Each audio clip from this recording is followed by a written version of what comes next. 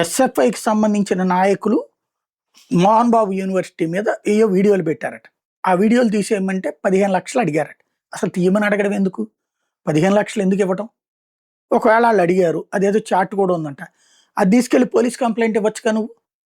అలా కంప్లైంట్ ఇవ్వడం మానేసేసి వాళ్ళని 30 మంది మనుషుల్ని ఎత్తుకెళ్ళి కిడ్నాప్ చేసి తీసుకురావడం.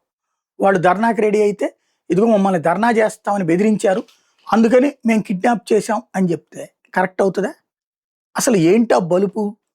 ఇది మనం ప్రజాస్వామ్యంలో ఉన్నాం అనుకుంటున్నావా, లేకపోతే రౌడీ రాజ్యం చేస్తున్నాం అనుకుంటున్నావా?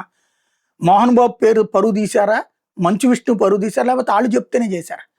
ఆ పిఎస్ సతీష్ అనేటటువంటి వాడు చేసిన పని ఇది. ఎంత బలుపు ఉంటే అట్ట చేయాలి?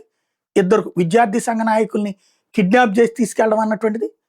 ఆయన కందారపు మురళి లేకపోయి ఉంటే వీళ్ళని ఏం చేసి ఉండేవాళ్ళు? చంపేసి పడేసేస్తారా, లేకపోతే చితక్కొట్టి పడేసేస్తారా? ఏ స్థాయికి దిగజారిపోతున్నారు?